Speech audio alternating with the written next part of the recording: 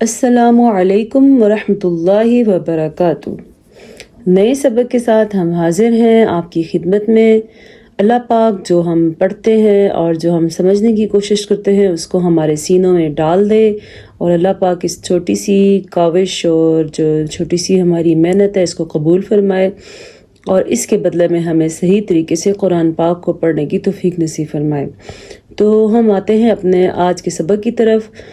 ماشاءاللہ ایک ہفتہ ہو گیا ہے ہمارا قرآن مجید سٹارٹ ہوا ہے، اور قرآن مجید ہم نے مکمل پڑھنا ہے انشاءاللہ، کیونکہ قرآن مجید کی ہر آیت، ہر لفظ، ہر لائن میں کچھ نہ کچھ خاص قانون اور قاعدہ چھپا ہوا ہے، خاص پڑھنے کا طریقہ چھپا ہوا ہے جو عام طور پہ معلوم نہیں ہوتا۔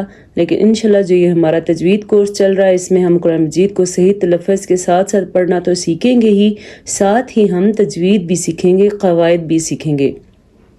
اب ہم آتے ہیں اپنے سبق کی طرف۔ آج ہم نے پڑھنی ہے سورہ کوثر۔ اعوذ باللہ من الشیطان الرجیم۔ سورۃ الکوثر، یہ سورت مکی سورت ہے، آپ دیکھ سکتے ہیں۔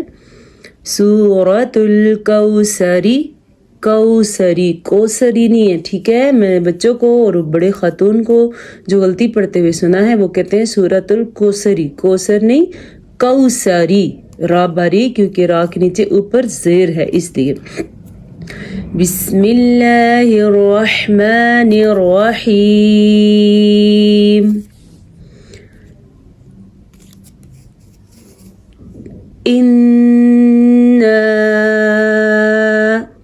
نون کا غنہ ہم نے ادا کرنا ہے، کیونکہ یہ قانون ہے کہ جب نون کے اوپر شد آ جائے یا میم کے اوپر شد آ جائے تو وہاں پہ غنہ ہوتا ہے۔ غنہ اس کیفیت کا نام ہے جس میں آواز ناک میں چلی جاتی ہے اور اس میں گونج پیدا ہو جاتی ہے، اسے غنہ کہتے ہیں۔ اِنَّا أعطيناك الكوثر۔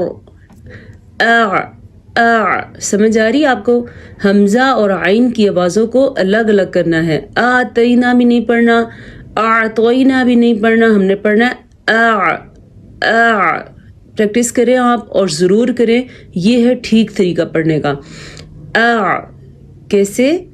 أعطيناك الكوثر، را پر، کیونکہ را سے پہلے زبر ہے اور ہم یہاں پہ رک گئے ہیں اسی لیے را پر پڑی جائے گی۔ اگر نہیں رکیں گے تو بھی را پر پڑی جائے گی کیونکہ را کے اوپر زبر ہے۔ طوئی میں طوا پر پڑی جائے گی کیونکہ طوا حروف مستعلیہ میں سے ہے۔ حروف مستعلیہ وہ حروف ہیں جو قرآن مجید میں کسی بھی حالت میں پر پڑے جاتے ہیں، وہ ہیں خا، صاد، ضاد، غین، طوا، قاف، ضوا، یہ حروف مستعلیہ ہیں، یہ ہر صورت میں پر پڑے جاتے ہیں، یعنی کہ موٹا کر کے پڑے جاتے ہیں۔ اِنَّا أَعْطَيْنَاكَ الْكَوْثَرَ فَصَلِّ لِرَبِّكَ۔ فَصَلِّ، صاد پر، ابھی میں نے بتایا تھا حروف مستعلیہ میں صاد بھی شامل ہے، صاد پر یعنی کہ موٹا کر کے پڑھا جاتا ہے۔ فَصَلِّ لِرَبِّكَ۔ اچھا جی، غلطی کیا کی جاتی ہے؟ پہلی غلطی کی جاتی ہے آتیناک الکوثر، آتیناک الکوثر، استغفر اللہ، یہ غلطی ہے، آتینا نہیں ہے، اعطیناک، پھر غلطی کی جاتی ہے کوثر، کوثر نہیں ہے، کاف کے اوپر دیکھیں آپ زبر ہے، کاف زبر، وا کو، واو لین ہے، یہ کوثر۔ فَصَلِّ لِرَبِّكَ وَانْحَرْ، فَصَلِّ، اچھا جی، غلطی کیا کی جاتی ہے؟ فَصَلِّ، لام کو پور پڑھا جاتا ہے جبکہ لام کسی بھی صورت میں پور نہیں پڑھا جاتا، ہاں البتہ اللہ کا نام پور پڑھا جاتا ہے، اس میں بھی دو شرائط ہیں پور پڑھنے کے لیے، وہ کیا؟ اللہ کے نام سے پہلے زبر ہو یا پیش ہو تو اللہ کا نام پور پڑھا جاتا ہے، اللہ کے نام سے پہلے زیر ہو تو اللہ کا نام باریک پڑھا جاتا ہے۔ ٹھیک ہے؟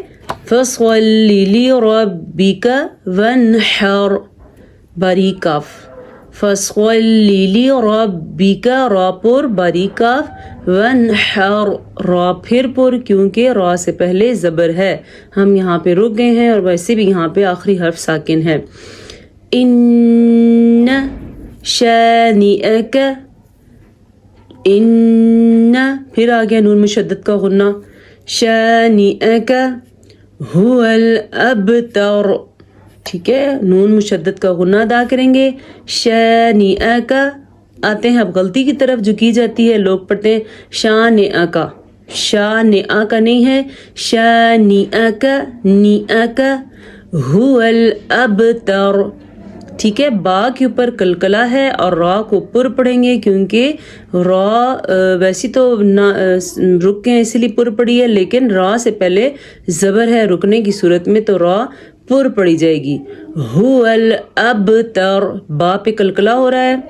ٹھیک ہے قاف طوا با جیم دال یہ وہ حروف ہیں جو ساکن کی صورت ساکن ہونے کی صورت میں پر پڑے جاتے ہیں. آج ہمارا یہ سبق ہے چھوٹی سی صورت ہے عموماً نماز میں پڑھی جاتی ہے اور اس میں بڑی بڑی غلطیاں کی جاتی ہیں. اگر آپ چاہیں تو یہ اپنی غلطیاں ٹھیک کر لیں اور یہ ضروری بھی ہے کیونکہ میں نے پہلے بھی بتایا کہ غلط پڑھنے سے میننگ بھی غلط ہو جاتے ہیں. تو نماز میں عام طور پہ یہ صورت لوگ پڑھتے ہیں تو پلیز اس کو ٹھیک کرنا سیکھیں. اب ہم آتے ہیں اپنے حدیث شریف کی طرف. میں نے آج سورہ نصر کا وظیفہ بھی بتانا ہے آپ کو.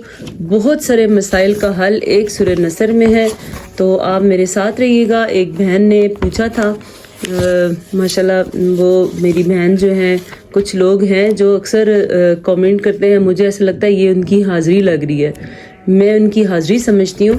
تو ایک بہن ہے وہ بھی ماشاءاللہ ہمارے اس کورس کا حصہ ہیں تو انہوں نے کہا تھا کہ آپ سورہ نصر کا وظیفہ بتائیں. باقی لوگوں نے نہیں کہا تھا لیکن اکثر جو ہے ماشاءاللہ جو کامنٹ آتے ہیں مجھے یاد ہو گئے ہیں وہ لوگ جو ڈیلی کلاس کو پورا دیکھتے ہیں. اللہ پاک ان کے علم میں اور عمل میں اضافہ فرمائے اور باقی جو لوگ بھی تھوڑا دیکھتے ہیں کم دیکھتے ہیں یا کوشش کرتے ہیں اللہ پاک ان سب کے علم اور عمل میں اضافہ فرمائے. اب ہم آتے ہیں اپنی حدیث شریف کی طرف. کل ہم نے حدیث نمبر 4 پڑھی تھی. آج ہم نے حدیث شریف نمبر 5 پڑھنی ہے. لا يدخل الجنت قاطع رشتہ قطع کرنے والا یعنی رشتے کو توڑنے والا جنت میں نہیں جائے گا. یہ یاد کر لیں اس کا اسکرین شاٹ لے لیں آپ. لا يدخل الجنت قاطع رشتہ قطع کرنے والا جنت میں نہیں جائے گا. تو دیکھ لیں رشتہ قطع کرنے والے لوگ کون سے ہوتے ہیں. اذان ہو رہی ہے ویسے اس سے پہلے اذان ہو چکی ہے تو چلے اذان سنتے ہیں اس کے بعد ہم باقی بات کریں گے. جی تو رشتہ قطع کرنے والے وہ ہیں جو چھوٹی چھوٹی باتوں پہ رشتے کو توڑ دیتے ہیں. اللہ پاک نے یہ خوبصورت رشتے بنائے ہیں. قطع تعلقی جو ہے وہ انسان کو غربت میں بھی مبتلا کر دیتی ہے تو اس لیے اس بیماری سے بچنا چاہیے. اب ہم آتے ہیں آپ اپنے آج کے وظیفے کی طرف. سورہ نصر جو ہے وہ سورہ نصر اذا جاء نصر اللہ والفتح یہ ہے سورہ نصر. ہم نے اس دن پڑھی تھی اور تلفظ کے ساتھ پڑھی تھی تو اس کا جو خاص وظیفہ ہے بہت ہی مجرب. میں نے خود اس کو کیا تھا اور جو میں نے کیا تھا وہ بھی آپ کو بتاؤں گی لیکن جو میں آپ کو بتا رہی ہوں یہ بھی بہت مجرب نسخہ ہے.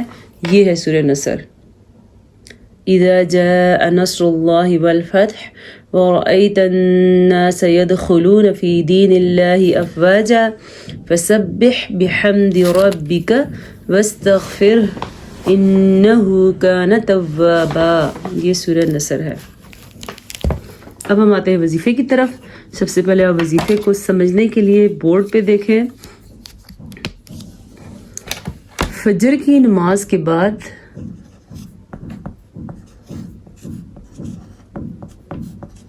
کے بعد 21 مرتبہ پڑھنی ہے. پھر میں بتاؤں گی اس کے فضائل کیا ہیں. ظہر کی نماز کے بعد 22 دفعہ ٹھیک ہے اور عصر کی نماز کے بعد 23 دفعہ ٹھیک ہے اور مغرب کے بعد 24 دفعہ اگر آپ چاہیں تو اپنے پاس لکھ لیں، ٹھیک ہے؟ مغرب کے بعد 24 دفعہ اور عشاء کے بعد 25 مرتبہ، 25 دفعہ، ٹھیک ہے؟ یہ ہو گیا۔ اب آپ کو میں بتاتی ہوں وظیفہ کیسے ہے اور اس کو پڑھنا کیسے ہے۔ اول آخر درود شریف 3 دفعہ، درود ابراہیمی بیسٹ ہے، آپ کوئی چھوٹا درود شریف بھی پڑھ سکتے ہیں۔ اول آخر درود شریف، اور فجر کی نماز کے بعد 21 مرتبہ، اور ظہر کی نماز کے بعد 22 مرتبہ، عصر کی نماز کے بعد 23 مرتبہ، مغرب کی نماز کے بعد 24 مرتبہ، عشاء کی نماز کے بعد 25 دفعہ سورہ نصر پڑھنی ہے، بسم اللہ الرحمن الرحیم کے ساتھ پڑھنی ہے۔ اس کے فضیلت کیا ہے کہ رزق کے دروازے کھل جائیں گے اور وسعت کے دروازے کھل جائیں گے۔ انشاءاللہ آپ ٹرائی کریں اس کو۔ اور فوجوں کی فوجیں رزق کی ایسے داخل ہوتی ہیں کہ انسان کی عقل حیران رہ جاتی ہے، ٹھیک ہے؟ اور اللہ پاک برکتوں کے دروازے بھی کھول دیتے ہیں اور عافیت کے دروازے بھی۔ کیوں بھئی؟ اس لیے کہ سورۃ النصر میں استغفار بھی ہے، ٹھیک ہے؟ جیسے اس میں ہے فسبح بحمدک واستغفر انہ کان توابا، اس میں استغفار بھی ہے، اور استغفار ہر پریشانی کا اور ہر تکلیف کا اور ہر قسم کی حاجت کا ازالہ کرتی ہے، اور اس میں اللہ پاک سے معافی مانگی گئی ہے۔ اور پھر ایک اور اس میں ہے کہ فی دین اللہ افواجا فسبح بحمدک، یعنی کہ اللہ کے دین میں فوجوں کی فوجیں داخل ہو گئیں تو اللہ کی تعریف بیان کرو، اللہ کی تسبیح بیان کرو۔ تو یہ ساری صورتوں میں ایسی تعریف ہے جس میں اللہ پاک جس سے خوش بھی ہوتے ہیں، اور اللہ پاک کے نبی نے ویسے بھی جو وظائف سکھائے ہیں اس میں استغفار اور اللہ کی تعریف جو ہے وہ ضرور بیان کی جاتی ہے، جس سے اللہ پاک کے حضور جو وظیفے پیش کیے جاتے ہیں۔ تو یہ آپ کریں انشاءاللہ۔ یہ وظیفہ جو ہے آپ لوگ اس کے اثرات جب دیکھیں گے تو مجھے ضرور بتائیے گا۔